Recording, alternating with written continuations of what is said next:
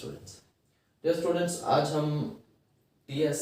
Thomas Stearns Elliott की poem the hollow man को study करने जा रहे हैं, जिसे हम उर्दू हिंदी दोनों में डिटेल में डिस्कस करेंगे। डियर स्टूडेंट्स, ये पोएम जो है बेसिकली ड्रामेटिक मोनोलॉग है।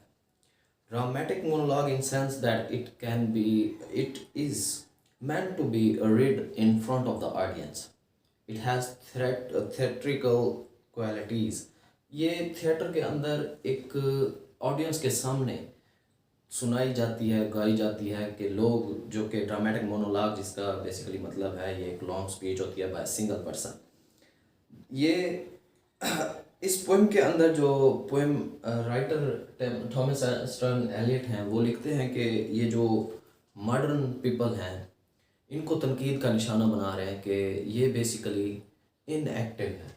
ये जो मॉडर्न मैन के अंदर एक असल इंसान के अंदर एक जिसे आप परफेक्ट पर्सन कह सकते हैं, उसके अंदर पैशन का होना, स्पिरिट का होना, विल का होना, स्ट्रेंथ का होना, फेथ का होना, सेल्फलेसनेस होना, ये क्वालिटीज़ पाई जाती हैं। लेकिन जो मॉडर्न पीपल हैं उनके अंदर ना तो पैशन है, दे डोंट हैव पैशन, उनके अंदर जज्बा नहीं है, स्पिरिट नहीं है, विल नहीं है, स्ट्रेंथ नहीं है, फेथ नहीं है और सेल्फलेसनेस नहीं है। दे आर सेल्फिश और ये एक्टिव नहीं है, they R inactive.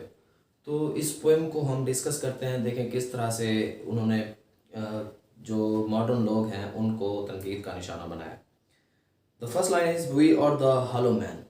Hollow basically जो वर्ड है इसका मतलब होता है यूजलेस, वर्थलेस, खोखला आदमी जिसकी कोई कदर वैल्यू नहीं है, कदर कीमत नहीं है।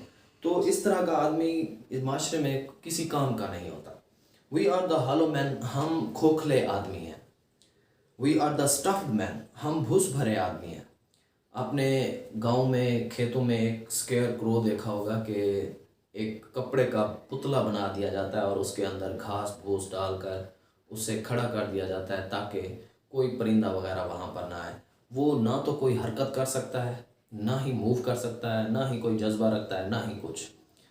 वो डिपेंड करता है उसे जहाँ जाकर गाड़ दिया जाए, लगा दिया जाए। हम भी इसी तरह भूस भरे मीनिंगलेस लोग हैं, स्टफ्ड मैन हैं। लीनिंग टुगेदर, हम एक दूसरे का सहारा लेकर खड़े हुए हैं। लीन कहते हैं सहारा लेना। वी आर लीनिंग टुगेदर कि हम एक दूसरे के सहारे खड़े हुए हैं। हम खुद से कोई काम नहीं कर सकते।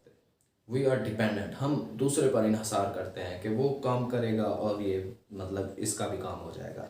Head pieces filled with straw alas, हमारे जो दिमाग हैं उनमें भूस भरे हुए हैं, तिनके भरे हुए हैं। हमारा अक्ल जो है वो काम नहीं करता। अफसोस, शायर यहाँ पर अफसोस करता है, alas. A dried voice when we whisper together, हमारे अंदर जोश और जज्बा नहीं है। हम जब बात करते हैं तो सरगोशी करते हैं। हमारी आवाज़ें जो हैं ये पैशन लैक करती हैं, लैक पैशन। ड्राइड वॉइसेस हैं, ड्राइड मीन सूखी रूखी आवाज़ें। तो हमारी आवाज़ें जो हैं वो रूखी हैं। हम जब एक दूसरे से विस्पर करते हैं, सरगोशी करते हैं। आर क्वाइट एंड मीनिंगलेस, हमारी आवाज़ें जो हैं खामोश और बेमानी हैं।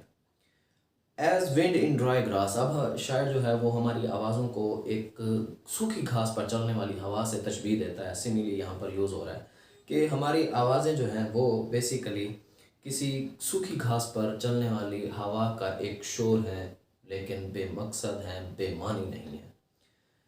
Are rats feet over broken glass in our dry cellar, cellar तहखाने को कहते हैं। हमारे खाली तहखानों में टूटे हुए शीशे के टुकड़ों के ऊपर चूहों के कदमों की आवाज़ की तरह है, जिसका कोई मकसद या कोई वैल्यू नहीं होती।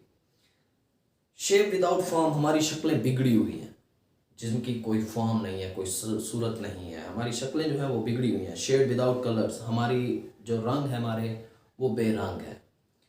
पैरालाइज्ड फोर्स, हमारे अंदर ताकत तो है लेकिन मफलूज ताकत है। जेस्चर विदाउट मोशन, हमारे इशारे बेहरकत है। हम कोई भी ताकत अगर लगाते भी हैं तो किसी भी अच्छे काम की तरफ कोई ताकत नहीं लगा सकते। और हमारी शक्लें बिगड़ी हुई हैं, हमारे रंग बेरंग हैं। तो लास्ट पैराग्राफ, लास्ट स्टैंजा जो है, दोज हु हैव क्रॉस्ड, अब यहाँ पर उन फोर फादर्स मीन हमारे आबा व अजदाद की बात करते हुए कहता है कि वो लोग जो यहाँ से गुज़र चुके हैं, क्रॉस मर चुके हैं या जा चुके हैं। यहाँ पर बेसिकली एक ग्रीक मेथडोलॉजी है रिवर स्टैक्स के हवाले से, जिसमें उनका मानना है कि जब एक रूह इंसानी जिस्म को छोड़ती है तो वो रिवर स्टैक्स को पार करके अगले किंगडम में जाती है। तो वो जो रिवर है वो खौफनाक है, और उसे रिवर को पास करने वाले जो लोग थे पहले, वो उसमें उस खौफ और ख़तरे में अपनी मौत से आंखें मिलाकर बहादुरी के साथ वहाँ से गुज़र जाते हैं, और हम मीन्स ये जो लोग हैं वो नहीं क्रॉस कर सकेंगे। दोज हु हैव क्रॉस्ड, वो लोग जो यहाँ से आगे जा चुके हैं, मर चुके हैं, क्रॉस कर चुके हैं उस दरिया को, with direct eyes to death other kingdom, जो कि मौत से आंखों में आंखें डालकर, मौत की आंखों में आंखें डालकर इस दुनिया से वादी कज़ा में अगली दुनिया, जो मौत के बाद आने वाली दुनिया है, किंगडम है, अदर किंगडम है, वहाँ जा चुके हैं। रिमेंबर अस, वो हमें याद करते हैं। अब ये हालो मैन कह रहे हैं कि वो अगर हमें याद करते हैं, इफ़ एट ऑल, अगर वो कभी याद भी करते हैं, not as lost violent souls, ये नहीं कि वो हमें शिद्दत पसंद या कोई जीलियस फायर्स वायलेंट सोल के तौर पर, इंसान के तौर पर याद करते हैं, but only as the hollow man, लेकिन बतौर खोखले आदमी के तौर पर हमें याद करते हैं। वो हमें बहादुर नहीं कंसीडर करते।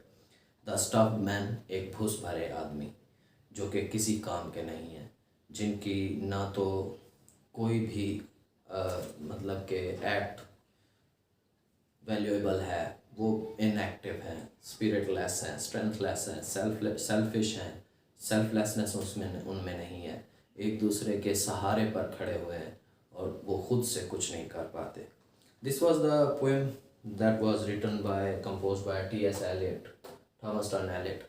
इसके बाद नई कोई पोएम के साथ या नए टॉपिक के साथ आपकी खिदमत में ज़रूर हाजिर होंगे। तब तक के लिए अल्लाह हाफिज़।